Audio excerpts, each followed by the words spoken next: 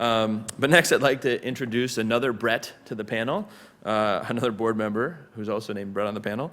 Brett Silcox, who's the Vice President of Government Relations for Astroscale US, who's going to have our next camp fireside chat with Associate Administrator Jim Free, NASA's third highest ranking civil servant. And we're really grateful that Associate Administrator Free could make time to be here with us today. We know we have a lot going on at NASA, as we've heard about on this panel. We'll hear about the rest of the day. So thank you for making the time. And Brett and Associate Administrator, please join us. Thank you.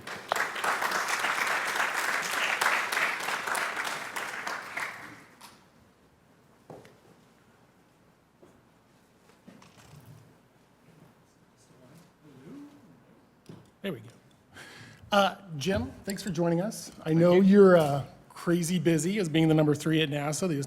It's tough being the associate administrator. You're always in charge, no matter what's going on.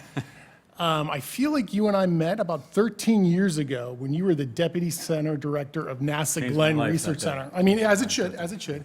I was a headquarters official there to help Glenn at the time. Talk about your career journey on how you got into space, and then now you're leading the #1 civil space agency in the United States. Yeah, so I'm an engineer. I'll always be an engineer. That's because I think it's the only time I really knew what the heck I was doing with my life. And it was the best time, too, because I just love engineering. And actually, it's kind of interesting. I've applied for one job at NASA, and it was when I became a senior executive, and you have to apply for those jobs. All the other ones were, I put my trust in the people that I worked for. And so I went from a very disciplined engineer working on propulsion to a systems engineer to a project manager, program manager, and eventually into senior management roles at NASA Glenn as the deputy center director and center director, and then made the move to headquarters, where I worked as a deputy for human spaceflight. And I left the agency for about 4.5 years. And the reason I left, it seems to stick in everybody's head, why would you leave NASA? I left because I didn't feel like I was adding value. And I found out a lot about myself in that time that I really kind of crawl out of my skin if I'm not adding value. So it was really interesting to learn about myself in that way. And then about almost 3 years, well, just over 3 years ago, I got the call, would you come back and lead the return to the moon? And I was like, why am I even thinking about this? So I came back and led the Exploration Systems Development Mission Director at Artemis for a little over 2 years. And now I'm in this position. So, find a mentor. My mentor is Robert Lightfoot. He's been my mentor the longest. I have a couple from early in my career. And like I said, I trusted them to say, hey, we want you to go do this job. So I went and did this job. And, or I did this job. Or I trust the way that you think. Can you help us out here? So that's kind of my career journey. I wish it were planning, but it's probably the worst planned career ever. But it has seemed to work out for you. It's worked out, yeah, it's worked out. In this role of being essentially the highest ranking civil servant in the agency, managing 20,000 plus employees, 9 centers, what has surprised you the most now in this role? And don't say purple packages, and only the NASA people know the purple packages. And they don't exist anymore. Oh, purple packages are the things that go to the administrator for signature, and they would have like archaeological digs around them. They would take so long to get there. Probably, I think it's how little I know about the agency overall. I knew NASA, but there's so much detail in what we do in the other mission directorates that I didn't know, and I've certainly been heads down in human spaceflight for a while now. And the second thing is probably I continue to learn about myself. I think as leaders, it's very important to always learn about yourself. And if you're not growing, if you're not learning, then you're not leading, so it's time to leave. I'm learning how to manage, I'm learning how I need to manage my time. I won't say how I'm learning to manage my time, to be able to process everything and feel like I'm getting responses to folks. Excellent. Let's talk a little bit about space and what's going on in space right now. One of the hot topics is Starliner and the status of Starliner. There was a press conference earlier today with Boeing and NASA. My conspiracy theory, which you can confirm right now, is that astronaut Butch Wilmore almost had 200 days in space before he launched, and this is just a conspiracy between the Johnson Space Center, the astronaut office, and Boeing to get him his 200 days in space. Yeah, you saw right through it. I mean, I totally did. You did. So can you confirm that for me? And then if that's not the case, like, what's the status of Starliner? What do you see next? They're not stranded up there. All this hype in the media is overblown, but what do you see next for that mission? Yeah, I think we always go back to it's a flight test, right? First time you fly the vehicle with humans, it's flown twice, but without humans. Humans offer a different dimension to it. There's more systems we're looking at. We've said publicly there's two big issues, the helium leakage and the thruster outages we saw when we were on our way to dock outside the keep out sphere. We have the beauty that we can keep them up there until we figure those two problems out. There's testing going on both on the ground, really all over the agency on the leakage, and then we're doing testing out of White Sands on the thrusters today, literally today. It's been going on, and so we're going to bring them back when it's safe to bring them back, and everybody buys into the process. It is a whole of agency working closely with Boeing. Butch and Sonny are well aware of what's going on.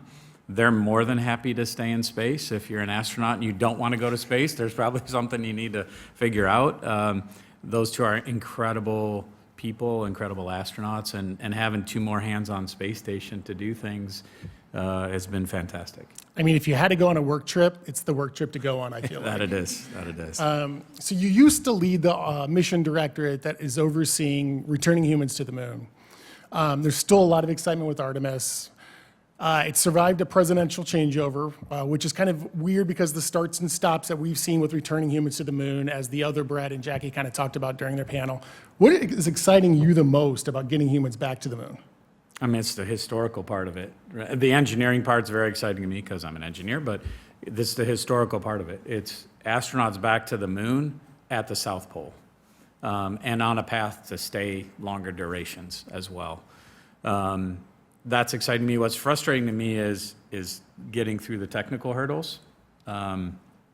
Your point about the presidential transition, is the first time I started with NASA in August of '90. It makes me really old, but I have never seen programs transition presidential administrations like this. Obviously, Shuttle did, a little bit different case because Shuttle's been ongoing, but the fact that this made presidential transition party change as well shows the commitment that the nation has to going to the moon, going differently this time, going to stay longer. Obviously, we're going to land the first woman when we go.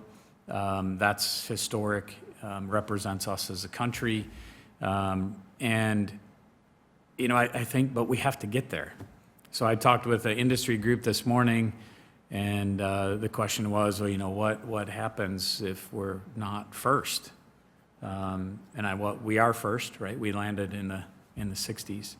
But we are building a coalition. We're going differently this time. We're going as an international coalition. We have things in the critical path. Every time we launch, we have a European element that we have to launch. Without it, we don't launch. That's different than Apollo. We have the Artemis Accords, where we have over 40 signatories, which is about how we're going to operate in space. We're going to operate safely, transparently.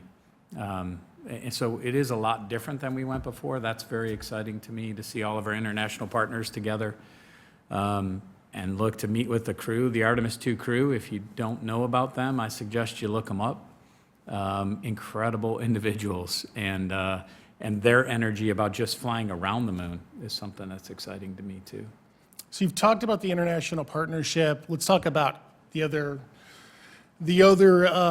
stakeholder in this is Congress and funding. Mm-hmm. So this kind of drives your scheduling. This kind of impacts when you see essentially like what happened this year when you don't get a budget until 9 months after the fiscal year started. NASA has said they're going to have humans back on the moon by 2026.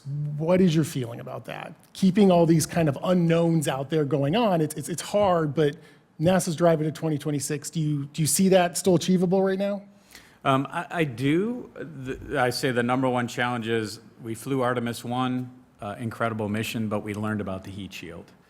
We learned some things about the heat shield we didn't expect. We have to do some work on that heat shield. We just are wrapping up an independent review of that. That'll factor into what we're going to do for Artemis 2 and Artemis 3. So there's some technical challenges there. From a budget perspective, we've tried to protect Artemis 2 and 3. It's very important for us to stay focused on those missions. So if you've noticed, as President's budget request has come out, or we've gotten our appropriations, some of our out-year missions have had to shift around because of some funding challenges, also because of some technical challenges. I'm not going to put it all on the congressional side of things. That's not fair. But we're kind of always moving these dates as our funding shifts around or we have these technical challenges. So I believe we're on a path to get there in 26. But just like we learned from Artemis 1, we're going to learn from Artemis 2. We're going to fly, these 4 crew members. They're going to exercise like crazy, push the systems in high Earth orbit before we commit to going to the moon. And we're going to learn about how the life support system behaves. Maybe that'll mean something we'll have to change things on 3. So I believe we're on a path to 26, but we continue to learn. Okay, so now we've had humans on the moon. Next is Mars. Absolutely. Not only humans at Mars, but right now NASA's got a super exciting mission called the Mars Sample Return, which is essentially launching a rocket off of Mars. This is unprecedented. Now I sound like CNN. NASA in April of this year is taking a reassessment on that program, looking at the schedule, looking at the costs. I feel like getting samples of Mars off is kind of a good stepping stone in like getting that future to humans to Mars. How is that reassessing going? Does it look like NASA's still moving forward with the Mars Sample Return Program? We are still moving forward. We've started the Mars, I think you said, I love the way you introduced it, because we've started the Mars Sample Return, because by the way, we started gathering the samples already at Mars. We have some stored on the Perseverance rover today. We're trying to get 32 samples in total, kind of a diverse set, and bring those home. We are still on that path. We did stop to reassess because we felt like the cost growth was too much. We felt like we owed a better answer to our stakeholders, both Congress and to the administration, and we needed a plan that tried to give us a surety we're going to make it happen, maybe at the same cost, or maybe there's some other innovative ways to get those samples back. That's what these studies are that we've contracted with a number of folks to do, both full studies, getting the samples all the way back to Earth, getting them back to cislunar orbit, or a couple of the studies we have are on technologies. And then we're going to reassess those in the fall, and we're going to have an acquisition plan from there. So, but it is essential. I think if there's a single thing we learn on this mission, it's planetary protection. Planetary protection is obviously something we're bound to do by law, but we also have to be prepared for how we're going to bring humans back and how we have to treat them when they come back too. So even if the architecture doesn't apply, things we'll learn from that will be very beneficial. So before I kick it out to the audience for questions, let me ask you, getting humans to Mars is a huge stepping stone. We got the challenge of getting humans to the moon and then going to Mars. What is kind of innovative and what NASA's doing differently this time is they're developing those technologies kind of now to get the humans to Mars. You're seeing a partnership with DARPA on the Draco program, nuclear thermal propulsion, which is probably the propulsion system that you need to get humans to Mars. Is starting the groundwork now for those technologies, investments that you're making now, lead to maybe a faster timeline to getting humans to Mars? That's the intention. I mean, I think Brett said it, right? We want to work through the moon to get to Mars. We want to understand how our systems behave in a low gravity environment. We tested things on the ground for space station for 4 or 5 years and then put them up on station, and with a very short amount of time, they started clogging up because we didn't really understand the microgravity environment. So we want to understand that on the lunar surface. We want to understand what it's like to stay for a long duration. When we send our crews to the surface of Mars, we don't want to send them for 6 months each direction and then keep them there a short amount of time. So we need to understand what it's like to live off this planet in a low gravity environment. So that the moon allows us to practice that, as Brett and Jackie said, close to home. So everything we're doing for the moon buys down that risk, except entry and descent and landing. Obviously, the moon doesn't have an atmosphere. It's a little easier to land there without an atmosphere. So that's the one thing that we have to develop for Mars that doesn't apply to the moon. The entry part, the landing is good. But aren't we the most successful country in landing things That on we are. Mars? So let's But keep you that- don't let's take keep it for that up. granted. Let's keep that up. Questions from the audience? Thank you, Associate Administrator Fui, for speaking to us. My name is Lev. I'm an intern at ULA. And with a lot of the companies that NASA works with, also working alongside the DoD and Congress appropriating funds from both the DoD and NASA to these companies, how do you see the relationship of NASA and civil space with military space and commercial space as well? So for us, it's about the technology, right? It's the same technology you need to get to and from space, regardless of what your mission is. So we try and share the technology that we need and garner the technology that happens in other government agencies to help us further our mission. We have active relationships on tech development. Brett talked about Draco as an example with DARPA. And launch vehicles, ULA, obviously we use the same, some of the same vehicles there. We just launched CFT on the Atlas. So we try and develop those technologies and make the most of the taxpayer dollar, so we're not duplicating things.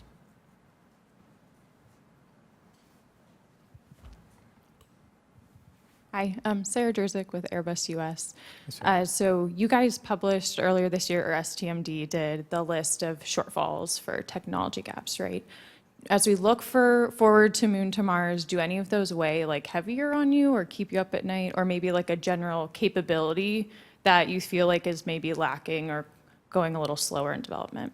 Thanks, Sarah. And hope you all know Sarah's dad, incredible influence on my career.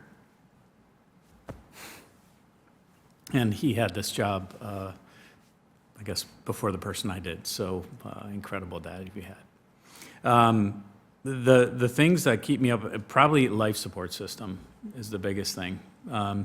We have to recover, I think it's like 98% of our oxygen in order to close the loop for oxygen. Water's kind of interesting because we're doing some of this on Space Station Day. You can get water. We do urine processing on Space Station, get a lot of water recovery there. You can recover water from food. So, but getting that water cycle and honestly having our food be good by the time we're on the way back, right? Or even while we're there. So ECLS is probably my biggest concern. Eventually, entry, descent, and landing, we've landed 1 metric ton thus far as the max we've landed on Mars. We're talking probably 10 to 15 times that for a human system. So that's probably second on my list. Mm-hmm. Thank you. Hi, I'm Annalise Johnson. I'm a Brooke Owens Fellow at CSIS and a student at Ohio State. This is a little outside of lunar, but I wanted to ask about commercial space stations. Sure. NASA has published kind of a study about different types of frameworks for how NASA will interact with those stations. Can you say anything more about what that framework might look like in the future? So we're actually in the middle of the second phase of that acquisition right now. We have these first 3 study agreements. We're trying to define what are our objectives. So if, we did a Moon to Mars objectives effort to really define what our purpose is. We're doing that now for low Earth orbit. We don't just want to say we have to have crew in low Earth orbit. Why do we need that? What are they doing that benefits our research? What are they doing that benefits our long-term human spaceflight? One system we always have to examine is the human system. Everybody responds differently to gravity, to microgravity and reduced gravity. So we're in the middle of that second acquisition phase right now, which for us is planning our requirements. We've gone out and looked for requirements. We've done surveys within the agency so that we can define what it is we want to buy and then how we're going to buy that. So literally we have an acquisition strategy process that is going on right now, where we've had a couple meetings on that, and then the phase 2 will come out in the near future. So for us right now, it's really defining those requirements and sharing them with our stakeholders. We need to respond to OMB and to Congress. Here's why we need to go acquire these services. So I got one last question before we let you go. I'm stealing this question from a former board member, our current board member, Deborah Factor-Lepore. She asked Colonel Eric Phelps this last year, what is the best piece of advice you've ever received, and what is the best piece of advice you wish you received? Best piece of advice I ever received is, I talked about finding a mentor and trusting that people can see things in you that you have no ability to see in yourself. So when somebody knows you and says, hey, I want you to go do this, trust that they see things in you you can never see.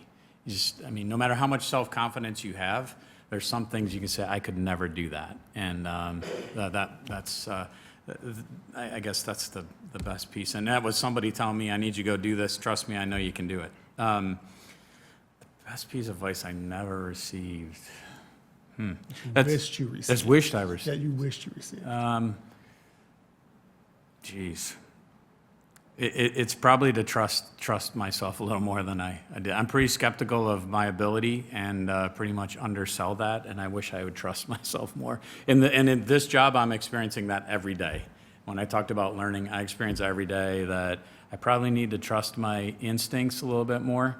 And I said to somebody today, I'm like, boy, when I'm done with this job, whenever that is, I told Brett, you know, I'll wake up on November 6th and figure out what the rest of my life is going to be. I don't want to say, I wish I had changed this at NASA when I was there. There's a huge machine that's turning against me right now, and it's just bureaucracy. It's just the nature of things. But I have some levers of control, and I need to exercise that control. Excellent. Thank you, Jim. Thank you Thank so you all much very for much. attending. It's great to see you.